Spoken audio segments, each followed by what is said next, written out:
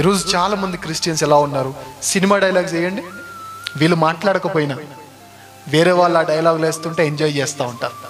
వీళ్ళు సరసోక్తులు మాట్లాడరు కానీ వేరే వాళ్ళు మాట్లాడుతుంటే నవ్వుతూ ఉంటారు. వీరు బూతులు మాట్లాడరు కానీ వేరే వారు బూతులు మాట్లాడారు అనుకోండి, దాన్ని ఎంజాయ్ చేస్తూ ఉంటారు.